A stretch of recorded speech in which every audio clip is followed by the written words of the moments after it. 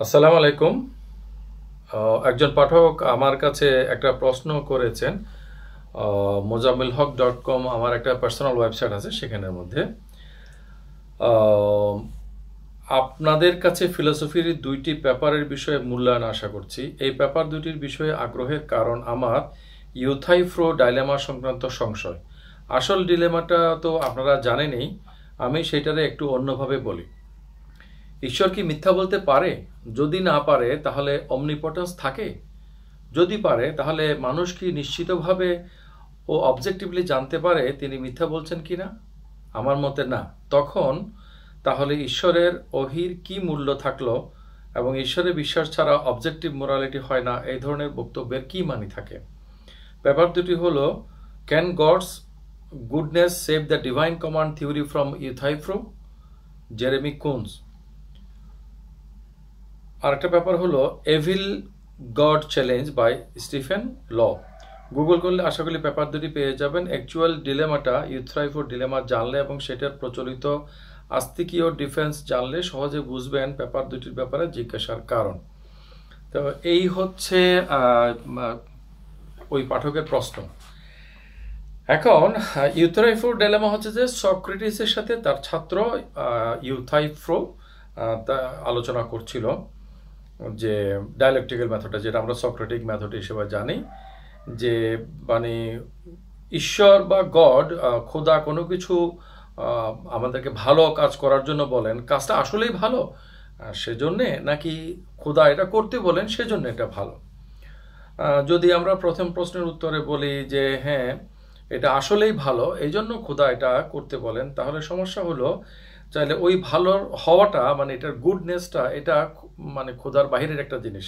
খোদা হচ্ছে যে ওই ভালোটার একটা রিসিপিয়েন্ট অথবা রিসিভার বা ফলোয়ার বা সাপোর্টার বা প্রপোনেন্ট, আমরা যেটাই বলি না কেন।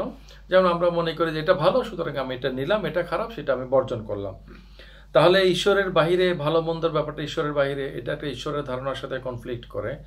আবার যদি বলা হয় যে ঈশ্বর বলছেন সেজন্যই সেটা ভালো, তাহলে ব্যাপারটা এমন হয়ে যায় যে ভালো মন্দ এটার কোনো স্কেল থাকে না, মাপকাঠি থাকে না, এবং মোরাল বিষয়টা একটা আরবিট্রারি ব্যাপার হয়ে যায়, যে মানে গড যেটা বলে সেটা এক ধরনের মানে ডিক্টেটরশিপ বা মানে অটোক্রেসি বা স্বৈরাচারী ব্যাপারের মতো, যে সম্রাট যেটা বলে সেটাই আইন। নৈতিকতার যে একটা অবজেক্টিভিটি সেইটা আর থাকে না।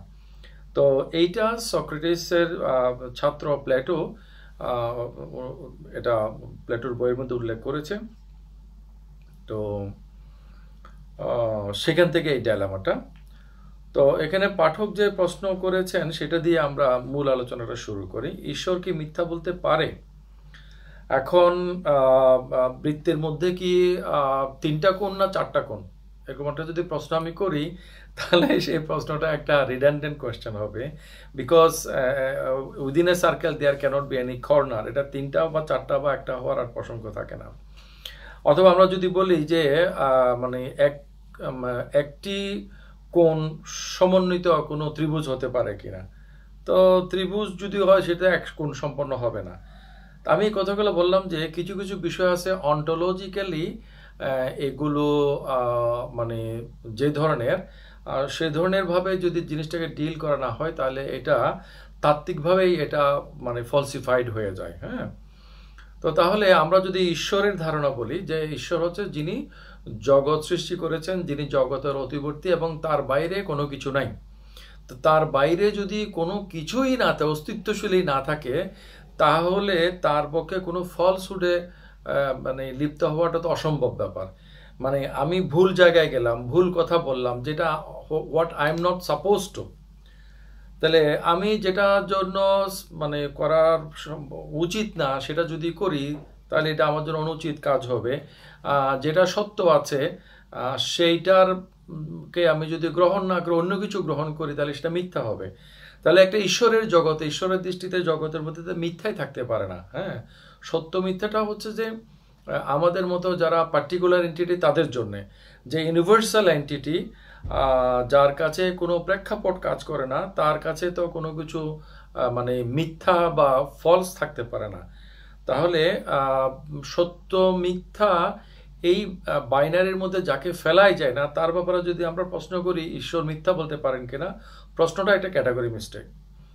এবং ঈশ্বর যদি মিথ্যা বলতে না পারেন তাহলে ঈশ্বর অমনিপোটেন্স থাকে কিনা, ওই যে সোকল অমনিপোটেন্ট প্যারাডক্স, যে ঈশ্বর এমন একটা পাথর তৈরি করতে পারে কিনা যেটা তিনি আসলে উত্তোলন করতে সম্ভব না।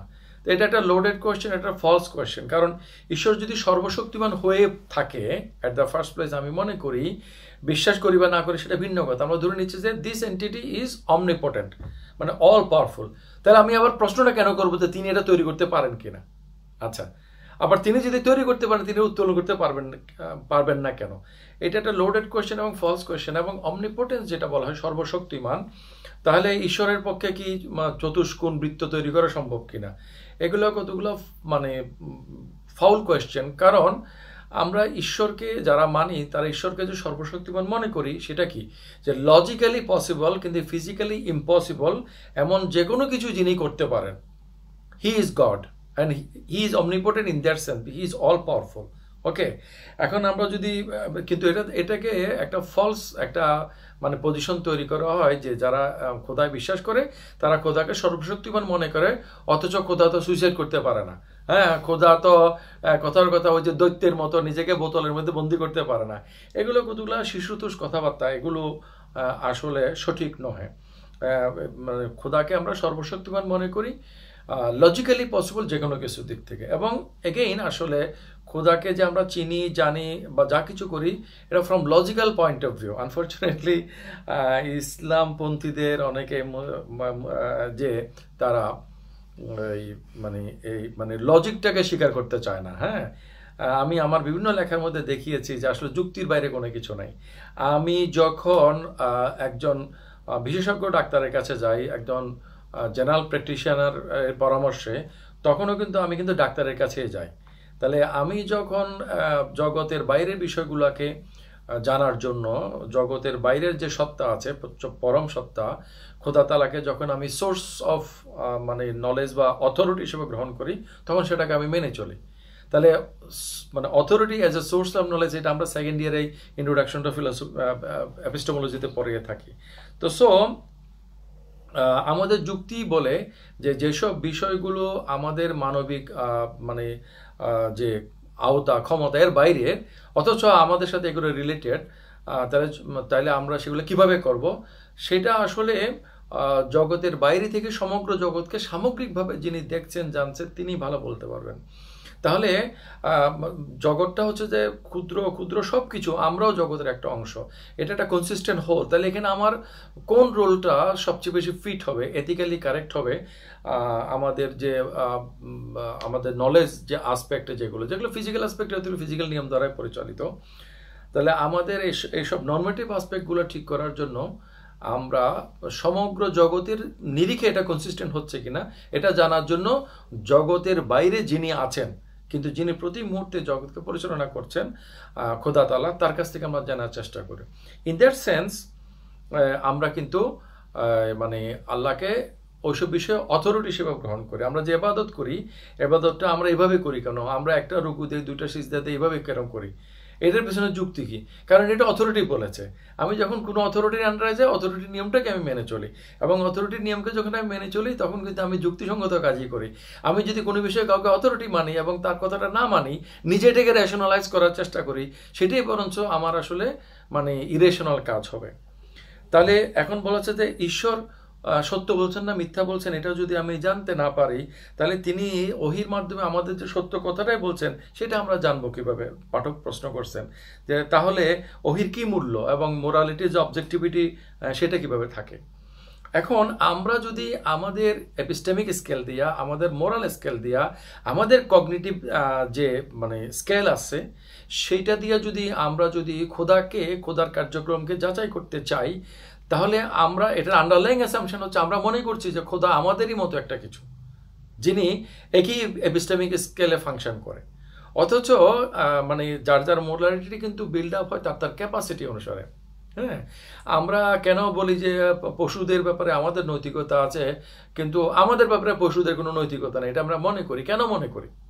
কারণ তাদের যে ফিজিক্যাল ক্যাপাসিটি, ওই ক্যাপাসিটি এই মোরাল বা নর্মেটিভ আসপেক্টগুলোকে মানে এগুলাকে বহন করার মতো বা এগুলাকে ডিল করার মতো তার সেই ক্যাপাসিটি নেই। আমাদের সেই ক্যাপাসিটি হয়েছে, সেইটা খোদা তাআলা দেওয়ার মাধ্যমে হোক, সেটা ইভলিউশনের মাধ্যমে হোক, যেভাবেই হোক না কেন, এটা আমাদের হয়েছে যেন আমরা মনে করি। আমি একটু উদাহরণ দিই, যে ওয়াচ টাওয়ারের উপরে যে আছে, যে মানে বার্ডস আই ভিউ থেকে দেখতেছে, আর যে নিচে আছে যে বিশেষ কিছু দেখছে না, সামনের যতটুকু দেখছে, তো দুইজনের মানে নৈতিকতা তো এক হবে না, দুইজনের জন্য ঔচিত্য তো এক হবে না। হ্যাঁ, তাহলে যে মানে আমরা যখন আমাদের স্কেলটা আমাদের ফিজিক্যাল ক্যাপাসিটি দ্বারা ডিলিমিটেড, আমাদের বায়াসনেস দ্বারা ডিলিমিটেড। হ্যাঁ, আমাদের যে বাউন্ডারি আছে, এক্সিস্টেন্সিয়াল বাউন্ডারি, আমাদের যে এন্টিটি হিসেবে, পার্টিকুলার এন্টিটি হিসেবে আমাদের যে যা কিছু, সেইটা দ্বারা সেটা কিন্তু ডিলিমিটেড। হ্যাঁ, এটা একটা কনফাইন্ড। তাহলে এই কনফাইন্ড ইয়ে দিয়ে, মানে ক্যাপাসিটি দিয়ে, যখন আমরা আমাদের চেয়ে অনেক বেশি, শুধু নয় মানে ক্যাটাগরিক্যালি আমাদের চেয়ে ভিন্ন, মানে একটা হলো একই ক্যাটাগরির কম এবং বেশি, আমি চোখে দেখি, আমি দূরবীন দিয়ে দেখি, আর একটা হলো আমি মানে চোখে দেখি, আমরা চোখে যাই দেখি না কেন, এর সাথে আমার আরো আরো আরো জ্ঞান। তাহলে সর্বজ্ঞানে যিনি জ্ঞানী, হ্যাঁ, তার মানে মোরাল, তার কাজগুলোকে মোরাল দিক থেকে আমি যদি আমার স্কেল দিয়ে মাপামাপি করি, এটা তো ইটসেলফ একটা ক্যাটাগরি মিস্টেক যেটা আমরা করতে যাচ্ছি। তাহলে ওহির উপর আমরা কেন নির্ভর করি? কারণ আমার এই কার্যক্রমটা সামগ্রিকভাবে জাগতিক ব্যবস্থাপনার সাথে কনসিস্টেন্ট হচ্ছে কিনা সেটা আমি শিওর হতে চাই। হ্যাঁ, সেটি আমার মানে যথোচিত কাজটা করা, কোনটা যথোচিত হবে, তাই না? তাহলে এটা মানে কালোত্তীর্ণ, যুগোত্তীর্ণ এবং স্থান মানে স্পেশাল যেটা বলে, মানে স্থানের যে সীমাবদ্ধ, সেটার উত্তীর্ণ হয়ে সামগ্রিকভাবে সেটা সঠিক হইতে হবে, সেটাই সবচেয়ে। কারণ আমরা যদি কোনো একটা সেটের কোনো একটা মেম্বার বা কিছু সংখ্যক মেম্বার বা কিছু সংখ্যক পোর্শনকে বাদ রেখে যদি সেটের হিসাবটা মিলাই, অঙ্কটা মিলাই, তাহলে কিন্তু সেটা আমাদের দৃষ্টিতে সঠিক হলেও রিমেইনিং যেগুলো রয়ে গেছে, ইভেন একটাও যদি থেকে যায়, it can turn the whole set. একটা কথা যে বলে যে রাসেল চিকেন, যে আমরা চিকেনকে প্রতিদিন ফিড করি আর একদিন চিকেনটাকে আমরা খেয়ে ফেলি, তো that last member can turn the whole set. তাহলে আমার এই কাজটা প্রকৃতিসম্মত হচ্ছে কিনা, এটা হচ্ছে নৈতিকতার মূল কথা। তাহলে প্রকৃতির যে প্রাকৃতিক ব্যবস্থাপনা সম্পূর্ণটা যদি কেউ জানেন, তার কাছ থেকে যদি আমরা জানতে পারি, তাহলে সেটা সঠিক হয় এবং সেটা আমাদের যুক্তিবুদ্ধির সাথেও যদি মিলে। এবং যেসব ক্ষেত্রে আমাদের যুক্তিবুদ্ধির সাথে মিলে না, সেক্ষেত্রে আমাদের এটা মনে করাই স্বাভাবিক যে যিনি সব কিছু জানেন তিনি নিশ্চয়ই এটার কোনো মানে এটার যে এফেক্টিভনেস সেটা নিশ্চয়ই জানেন। যেমন আমরা কোনো এক্সপার্টের কথা যখন শুনি, একজন ডাক্তারের যখন আমরা ফলো করি, তখন আমাদের কাছে আসলে অনেক কিছু সঠিক মনে হয় না। একজন এক্সপার্ট যখন কাজ করে, তখন আমাদের কাছে কিন্তু প্রাথমিকভাবে সেটা মিনিংফুল হয় না। একজন যখন ছবি আঁকে, ওই ক্যানভাসের কিছু অংশ দেখে আমাদের কাছে এটা মিনিংফুল মনে হয় না, কিন্তু যিনি সামগ্রিকভাবে জানেন তিনি এটা সঠিকভাবে জানেন। তো তাহলে আমরা মনে করি যে আমাদের স্কেলের সাথে যেসব বিষয়গুলোকে আমাদের কাছে এভিল বলে মনে হয়, সেগুলো আমাদের দিক থেকে অবশ্যই এভিল, আমাদের জন্য সেগুলো অবজেক্টিভ, কিন্তু সেই অবজেক্টিভিটির কিন্তু অ্যাবসলিউটের অবজেক্টিভিটি না। তাহলে ইউথ্রাইফো যে এই কথাটাই শেষ করি, যে আমরা যদি আমাদের স্কেল দিয়ে যদি অ্যাবসলিউট এন্টিটিকে জাজ করতে চাই, তাহলে আসলে অ্যাবসলিউট এন্টিটিকে at the very first place আমরা অ্যাবসলিউটই মনে করছি না, আমরা আমাদের মধ্যে একটা বিগ মানে পার্টিকুলার মনে করতেছি। হ্যাঁ, এটা কিন্তু একটা শিরক ইসলামের দৃষ্টিতে। কারণ ইসলামের দৃষ্টিতে খোদা তাআলা হচ্ছে যে এমন যে তার সাথে মানে তার সমতুল্য কোনো কিছুই না, কুফুয়ান আহাদ। হ্যাঁ, আমরা সূরা ইখলাসের মধ্যে যেটা পাই যে বলো আল্লাহ এক, কুল হু আল্লাহু আহাদ, আল্লাহুস সামাদ, তিনি স্বয়ংসম্পূর্ণ, লাম ইয়ালিদ ওয়া লাম ইউলাদ, তিনি কারো থেকে জন্ম নেন নাই, কাউকে জন্ম দেন নাই, ওয়া লাম ইয়াকুল লাহু কুফুয়ান আহাদ, কোনো কিছুই তার মতো নয়।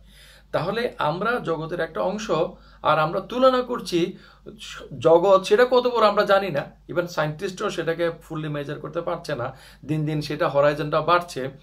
হ্যাঁ, দিস ইউনিভার্স, মাল্টিভার্স, যাই হোক না কেন, জগৎ সমূহ, এই সব কিছু যিনি রব্বুল আলামিন, তার কাজকে যদি আমরা আমাদের এপিস্টেমিক স্কেল দিয়ে, যেটা আমাদের বায়োলজিক্যাল মানে কনস্টিটিউশন দ্বারা ডিলিমিটেড করতে চাই, তাহলে এটা একটা ভুল এবং অডাসিটি। তো ইউথিফাইফ্রো ডাইলেমা সম্বন্ধে যেটা বলছে যে সেটাও কিন্তু এই ধরনের একটা ইয়াতে যে তাহলে তো নৈতিকতা জিনিসটা আরবিট্রারি হয়ে পড়ে।